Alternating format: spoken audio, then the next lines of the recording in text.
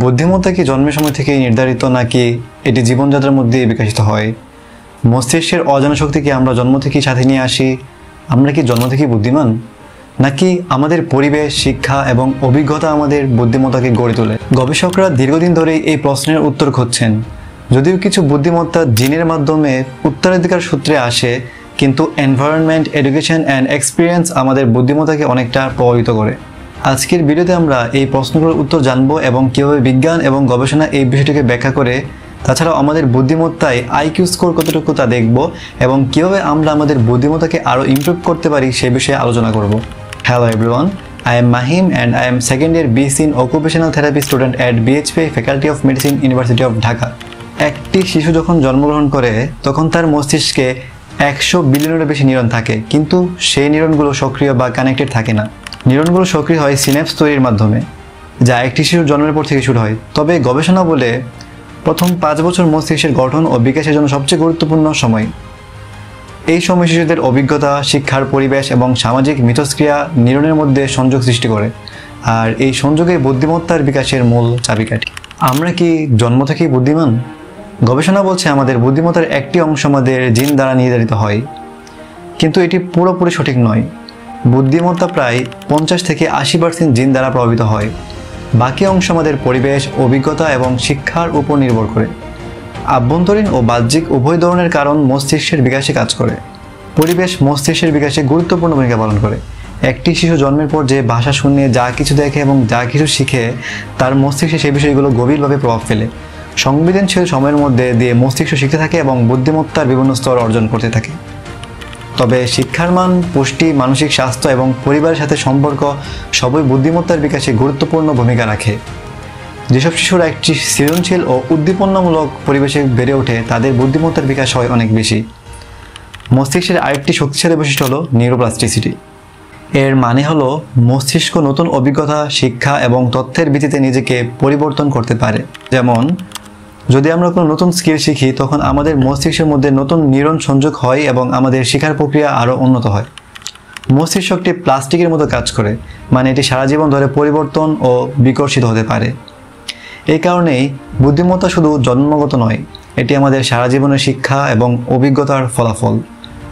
শুধু প্রাতিষ্ঠানিক শিক্ষাই নয়, সাইকোসোশ্যাল ও ইমোশনাল ডেভেলপমেন্ট মস্তিষ্কের বিকাশে ভূমিকা রাখে। বাবা মা ও সমাজের সাথে সম্পর্ক শিশুদের আবেগ নিয়ন্ত্রণ এবং সামাজিক দক্ষতা বিকাশে সাহায্য করে, যা পরবর্তীতে বুদ্ধিমত্তার অংশ হয়ে ওঠে। বুদ্ধিমত্তা নিয়ে গবেষণা ক্রমাগত বৃদ্ধি পাচ্ছে। বর্তমান জিনগত গবেষণা, নিউরোসায়েন্স এবং মেন্টাল সায়েন্স গবেষণাগুলো আরও গভীরভাবে বুদ্ধিমত্তার প্রকৃতি ও বিকাশের উপর আলোকপাত করছে।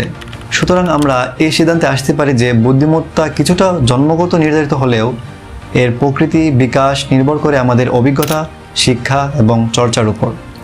মস্তিষ্কের অসীম ক্ষমতা আমাদের হাতে রয়েছে এবং এর বিকাশের জন্য আমাদের সঠিক সিদ্ধান্ত নিতে হবে। আপনার শিশুদের শেখার সুযোগ এবং পজিটিভ এনভায়রনমেন্ট দিন, যাতে তাদের মস্তিষ্কের পূর্ণ বিকাশ ঘটে। বিজ্ঞান বলে বুদ্ধিমত্তা একটি চলমান প্রক্রিয়া, তাই প্রতিদিনের অভিজ্ঞতা তাদের বিকাশের গুরুত্বপূর্ণ অংশ। তাই আজকে আমরা দেখতে পারলাম বিজ্ঞান বলছে বুদ্ধিমত্তা কেবল জন্মগত নয়, সঠিক পদ্ধতিতে বুদ্ধিমত্তা বাড়ানো যায়। এখন আমরা কিছু টেকনিক নিয়ে আলোচনা করব যা গবেষণা দ্বারা প্রমাণিত হয়েছে। প্রথমত আমরা জানব বুদ্ধিমত্তা আসলে কি। বুদ্ধিমত্তা হলো মানসিক সক্ষমতা যা আমাদের সমস্যার সমাধান, শেখা এবং তথ্য প্রক্রিয়াকরণে সহায়তা করে। এটি কেবল আইকিউ নম্বরে সীমাবদ্ধ নয়, বরং বিভিন্ন ধরনের ইন্টেলিজেন্সই আছে, যেমন creative, emotional and social intelligence. প্রথমে যে বিষয়টি আসছে তা হচ্ছে মানসিক উদ্দীপনা। বিভিন্ন গবেষণায় দেখা গেছে ব্রেইন গেমস যেমন দাবা খেলা বা পাজল গেম ইত্যাদি মস্তিষ্কের কার্যক্ষমতা বাড়াতে পারে। ব্রেইন ট্রেনিং অ্যাপসের মাধ্যমেও বুদ্ধিমত্তা বৃদ্ধি করা যায়। শারীরিক ব্যায়ামও বুদ্ধিমত্তা বৃদ্ধিতে সহায়ক। গবেষণায় দেখা গেছে নিয়মিত ব্যায়াম করলে মস্তিষ্কে নতুন কোষ জন্মায় এবং কগনিটিভ ফাংশন ভালো হয়। ঘুম বুদ্ধিমত্তার উপর বিশাল প্রভাব ফেলে।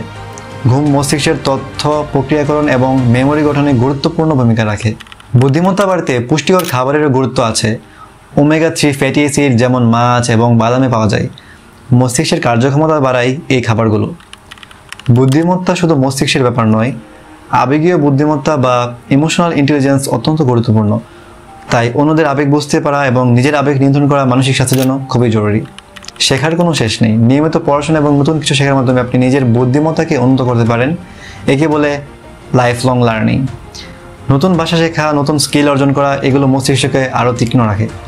গবেষণায় দেখা গিয়েছে দিনে কয়েক মিনিটের মেডিটেশন আপনার মস্তিষ্কের কগনিটিভ ফাংশন এবং স্মৃতিশক্তিকে উন্নত করতে পারে। তো আজকে আমরা দেখলাম বুদ্ধিমত্তা কীভাবে বৃদ্ধি করা যায়। এখন আমরা দেখব কীভাবে বুদ্ধিমত্তা পরীক্ষার জন্য আমাদের আইকিউ স্কোর বের করা যায়। আইকিউ স্কোর বের করার জন্য অনলাইনে যে ওয়েবসাইটগুলো থাকে তা সম্পূর্ণভাবে ফ্রি থাকে না, তাই স্ক্রিনে দেখানো ওয়েবসাইটটিতে প্রবেশ করে আপনারা নিজেদের আইকিউ পরীক্ষা করতে পারেন, আর এই লিঙ্ক দেওয়া থাকবে ডেসক্রিপশনে।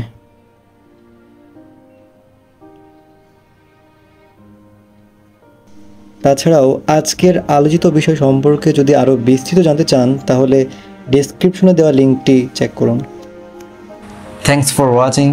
If you find this video insightful, don't forget to like, share and subscribe. Keep exploring, keep learning, and most importantly, keep challenging your mind. Thank you.